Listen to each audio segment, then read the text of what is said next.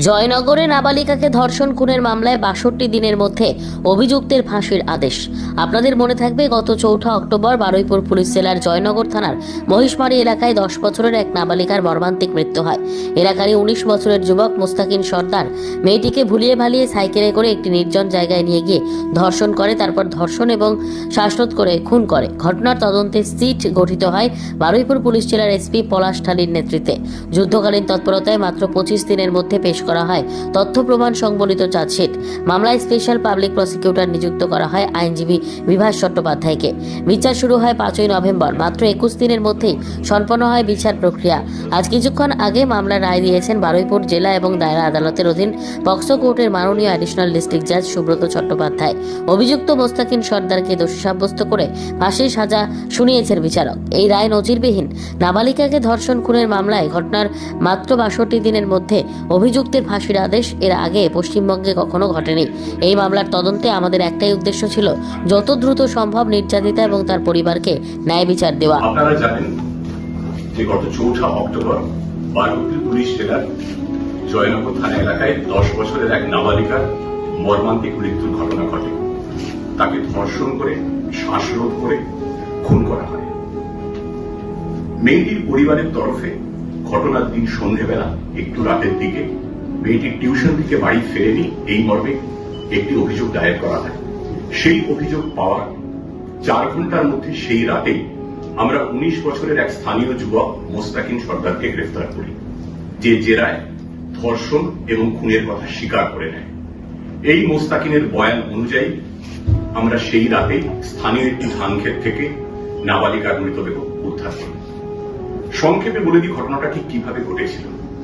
মেয়েটি সেদিন দুপুরের পর একটু বিকেলের দিকে স্থানীয় যে মহিষমারি বাজার আছে সেখানে একটা স্থানীয় কোচিং সেন্টারে এক শিক্ষিকার কাছে পড়তে গেছিল।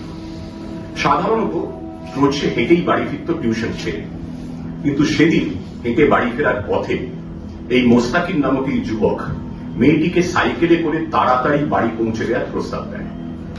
মেয়েটি সরল বিশ্বাসে রাজি হয়ে যায়। এরপর মোস্তাকিন তাকে একটি নির্জন জায়গায় নিয়ে গিয়ে বলপূর্বক ধর্ষণ করে এবং তারপর তার মুখ চেপে গলা টিপে হত্যা করে। তারপর মেয়েটির দেহ একটি ধান খেতে ফেলে রেখে সে পালিয়ে যায়। এই ঘটনার পর পরিবারের মানুষ চেয়েছিলেন যে ময়নাতদন্ত, নাবালিকার দেহের ময়নাতদন্ত হোক কেন্দ্রীয় সরকারের অধীনস্থ কোনো হাসপাতালে এবং জুডিশিয়াল ম্যাজিস্ট্রেটের উপস্থিতিতে। পরিবারের সেই দাবিকে সম্পূর্ণ মর্যাদা দিয়ে পুলিশের তরফে স্বতঃপ্রণোদিত সুমোটো একটা অ্যাপিল করা হয় মহামান্য উচ্চ আদালত হাইকোর্টের কাছে, যাতে পরিবারের দাবি অনুযায়ী ময়নাতদন্ত হয়। মহামান্য আদালত সেই আবেদন মঞ্জুর করেন এবং তাদের নির্দেশ মতো এইমস কল্যাণীর ফরেন্সিক বিশেষজ্ঞরা নাবালিকার দেহের ময়নাতদন্ত কল্যাণীতে সম্পন্ন করেন। এই পোস্টমর্টমের রিপোর্ট থেকে আমরা জানতে পারি এক্সটার্নাল এবং ইন্টারনাল ইনজুরি মিলিয়ে মেয়েটির দেহে মোট ৩৮টি আঘাতের চিহ্ন ছিল এবং পোস্টমর্টমে জানা যায় যে মেয়েটি গুরুতর যৌন নির্যাতনের শিকার হয়েছিল, যাকে মেডিকো লিগাল পরিভাষায় বলা হয় অ্যাগ্রাভেটেড সেক্সুয়াল অ্যাসল্ট। মৃত্যুর কারণ বলা হয়েছিল asphyxia caused by manual strangulation, অর্থাৎ শ্বাসরোধ করে হত্যা। এই ঘটনার তদন্তে বারুইপুরের পুলিশ সুপার শ্রী পলাশ ঢালির নেতৃত্বে ৯ সদস্যের একটি সেট বা স্পেশাল ইনভেস্টিগেশন টিম গঠন করা হয়। এই তদন্তের শুরু থেকে আমাদের একটাই লক্ষ্য ছিল যে যত দ্রুত সম্ভব যাবতীয় তথ্য প্রমাণ একত্রিত করে সংগ্রহ করে যত দ্রুত সম্ভব, যত তাড়াতাড়ি সম্ভব চার্জশিট কোর্টে পেশ করা এবং বিচারের যে প্রক্রিয়া সেটাও দ্রুত সম্পন্ন করা, যাতে নির্যাতিতা এবং তার পরিবার অন্তত ন্যায় বিচারটুকু খুব তাড়াতাড়ি পায়। সেই লক্ষ্যে ঘটনা ঘটার মাত্র ২৫ দিনের মধ্যে ৩০ অক্টোবর সমস্ত তথ্য প্রমাণ সংগ্রহ করে all kinds of evidences, physical evidence, technical evidence, scientific evidence, সমস্ত তথ্য প্রমাণ সংগ্রহ করে আদালতে পেশ করা হয় এবং বারুইপুরের অ্যাডিশনাল ডিস্ট্রিক্ট জাজ ফার্স্ট কোর্ট মাননীয় শ্রী সুব্রত চট্টোপাধ্যায়ের এজলাসে মামলা শুরু হয়। সরকারের তরফে স্পেশাল পাবলিক প্রসিকিউটর হিসেবে নিযুক্ত করা হয় অভিজ্ঞ আইনজীবী শ্রী বিভাস চট্টোপাধ্যায়। উনি আজ এখানে উপস্থিত আছেন। চার্জশিটে আমরা কি কি তথ্য প্রমাণ পেয়েছিলাম সেটা একটু সংক্ষেপে আপনাদের বলি। সেই দিন মেয়েটি যেখানে কোচিং সেন্টারে টিউশন পড়তে গেছিল, সেখানে মেয়েটির খুব ঘনিষ্ঠ বন্ধু, তার সহপাঠিনী, 10 বছরেরই একটি মেয়ে, সেও গিয়েছিল একই শিক্ষিকার কাছে টিউশন পড়তে। দুজনে সাধারণত রোজ একসঙ্গে হেঁটে বাড়ি ফিরত, কিন্তু সেই দিন মৃতা বালিকা একটু আগে বেরিয়ে যায় 5টা আগে। তার একটু পরে বেরোয় এই মেয়েটির সহপাঠিনী, যার কথা বলছি।